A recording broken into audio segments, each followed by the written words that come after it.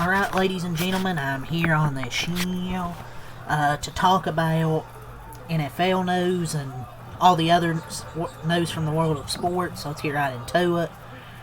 So yesterday, last night, the Raiders completed a second head coaching interview with Seahawks offensive coordinator Clint Kubiak, who also interviewed for the Cardinals head coaching job yesterday.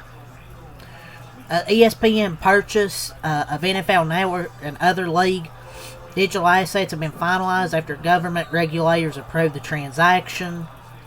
This surely won't cause any conflicts of interest whatsoever, man. But yeah, that happened as well. Now the Ravens, they're hiring former Colts assistant Charlie Gellman as their game managed coordinator and defensive assistant. He will replace Daniel Stern, who is expected to become the brand's associate head coach. Former Titans head coach Brian Callahan and former Washington offensive coordinator Cliff Kingsbury are involved in the Giants' initial offensive coordinator search. New York plans to or has talked to them. You'd rather have Cliff Kingsbury than Callahan. The Falcons officially named Tanner Engstrand their passing game coordinator, former Jets offensive coordinator.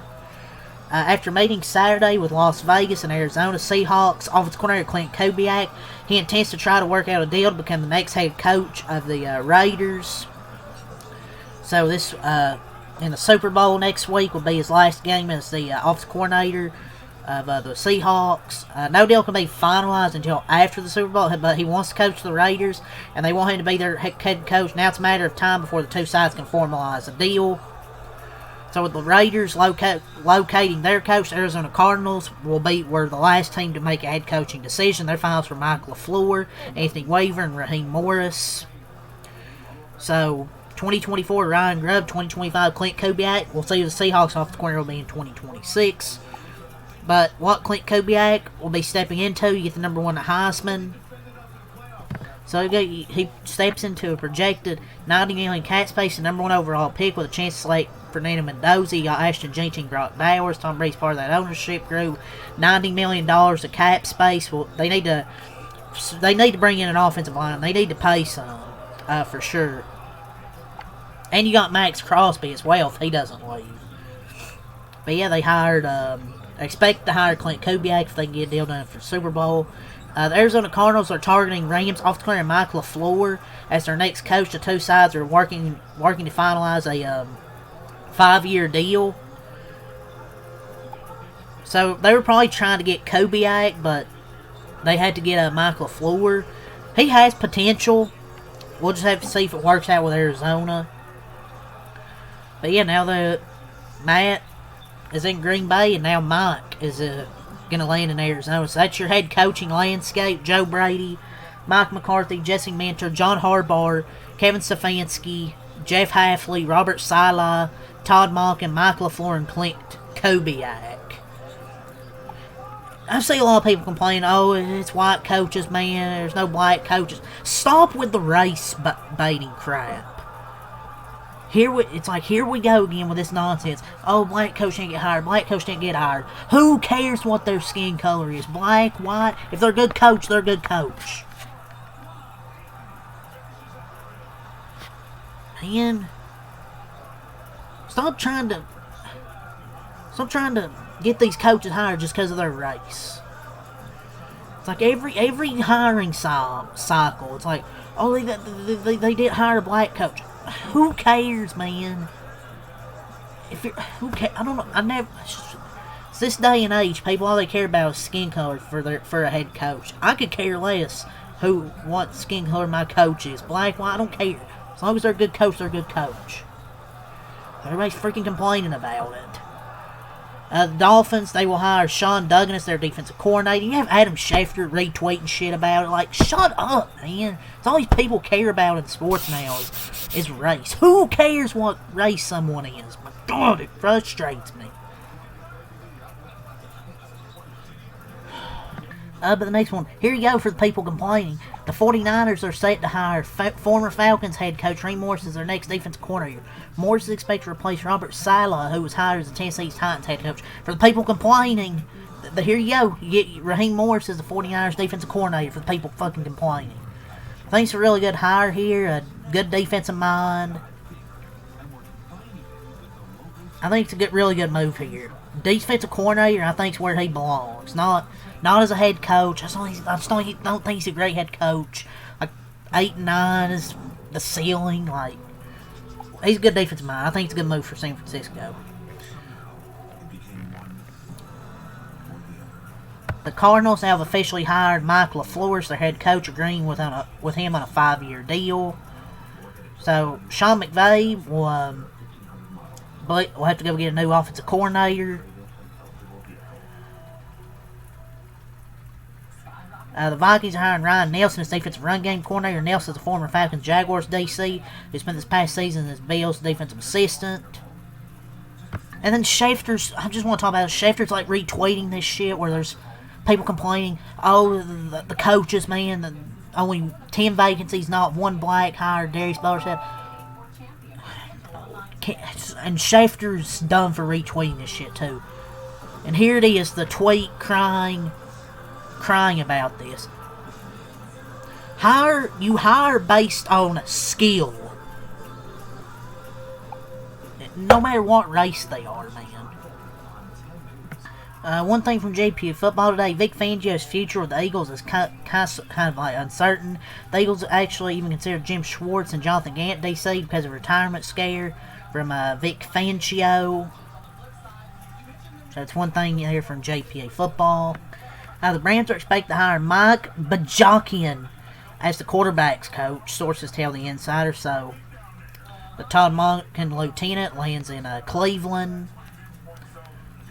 And one thing from Rappaport, the Ravens have requested Jaguars assistant Tyler Tettleton for the receivers coach. I believe that's all for the football news, so let's move on here. Let's get into some basketball news here. So last night we had a trade that went down. Cleveland trade DeAndre Hunter to Sacramento Kings for Dennis Schroeder and Keon Ellis. Sources tell you the 3-team deal includes the Bulls acquiring Dario Saric and 2 future second-round picks. They turn Hunter's slot into backcourt depth and create $50 million salary and tax savings this season. The Kings receive a 3-and-D wing under 28 through 2027 to age of 28. Boys are waving John Carter to create space for Saric, but I say it's a fine deal. The Kings get a guy who has a terrible contract. I mean, Cavs get a guy who's, I think, a 40% three-point shooter and a good defender, and Dennis Schroeder's whatever. I mean, it's a ass for ass. I mean, I shouldn't say ass for ass. It's just a mid-trade, honestly. The Hawks are trading Vit Krejci to the Trailblazers for Duke Reith and 2 second-round picks. Man, what a trade. So your all-star reserves, Donovan Mitchell for the East, Donovan Mitchell, Jalen Johnson, Karl Towns, Pascal Siakam, Norman Powell, Scotty Barnes, and Jalen Duren for the West, Anthony Edwards, Jamal Murray, Chet, Kevin Durant, Devin Booker, LeBron James, Denny of D-Hall. Honestly, Kawhi Leonard should have made it like over LeBron, maybe, honestly. But that's this news from Shams. So Mikal Bridges and Karl Towns reportedly have lost trade values around the league since being acquired by the Knicks, per J.L. Edwards III. Doc Rivers talked about Giannis. He said he wants to be a Buck and loves the city. Sure, man. Sure, he loves the city. Yeah, that's all the NBA news. A few things there from NBA Central, a few things from Shams. Let's move on. So let's get quickly to NASCAR. So, postponed again. According to the Clash website, the Clash now will be Wednesday, practice and qualifying at 1:30 p.m. The LCQ at 4:30 on Fox, and the main event at 6 on Fox. So, will it even happen? Who knows? But they said in order to safely get fans and compares to the event, I felt best postponed to Wednesday, so it's going to be Wednesday for the Clash, if it even happens then. Practice qualifying will be both in the Fox Sports app and Fox One with FS1 authentication. So if you get the FS1, you'll be able to watch by signing in through your cable provider, login, password, yada yada. So we have some wrestling news to get in here. So Ava was reportedly offered an increase in money to stay with WWE. Ultimately, she turned the offer down and decided it was time to leave. So she left on her own. So I wish her best in her future endeavors. Pretty crazy she actually turned it down, though, but... kind of crazy she actually turned it down. Triple H last night claimed he's talked with AJ Styles about having a backstage role. Will he? Yeah, we'll see. We'll see in AEW on Wednesday. Tommaso Ciampa captured the AEW TNT Championship in his debut match. And some things from the Rumble post-show. Triple H claims that AJ Styles told him that he's done for good when it comes to in-ring competition. Yeah, we'll see in AEW and TNA. Sure, man. Triple H also claimed there will be an epic Royal Rumble. Sure. And he also claims that last night was the start of a new era. This dude says the same shit after every PLE. He is a fucking robot and absolutely trolling. Is this rage bait? He said this like 50 times since last year. My God, it's no era. What do we do? It's must see. Expect surprises. Epic. More like ruthless depression. Says this every PLE, man. Like, stop using these big words. Stop saying epic. No era. No one's gonna fucking believe you. Keep saying the same shit over and over and over and over. And you claim that AJ Styles told you, oh, he's done for good when it comes to in-ring competition. Sure, man. Sure. Roman Reigns and Liv Morgan won the Royal Rumble matches. Yesterday, Chris Jericho didn't return. A lot of people were pissed. So Triple H has officially announced Backlash 2026 will take place on Saturday, May 9th in Tampa, Florida. He claims that Backlash in Tampa, Florida this year will be big. Oh, man. I'm not going to say anything. So WWE, I think, did add pre-show matches to the Royal Rumble card. Like, I don't know, maybe White Six Motherfucker versus the Motherfuckers, and No Day and Waller versus MG and Nakamura. Apparently they added pre-show matches, but I don't know if they aired. What? No wonder they were trying to kill the crowd. Put the fucking White Six and Motherfuckers. I'm sorry, MFTs out there before the show starts. So let's get into with some baseball here. So Slugger, Eugenio Suarez and the Cincinnati Reds are in agreement on a 1-year, $15 million contract that includes a mutual option for the 2027 season. Sources tell ESPN the best bat left on the market goes to Cincinnati, where he's expected to get most of his bats at DH. Crazy, this dude had the kind of year he had, and somehow this was his best offer. I mean, well, he kind of did fall off a bit after, kind of did, but he still had 45 homers. Dude. He's going to hit like 60 homers at that ballpark. What a steal, man. You tell me no team could offer more? I mean, yeah, to be fair, he is, 34, so I get it. But good deal for the Reds, 1 year. The Chicago White Sox are acquiring veteran right-hander Jordan Hicks and right-handed pitching prospect David Sandlin in a trade with the Boston Red Sox, sources tell ESPN.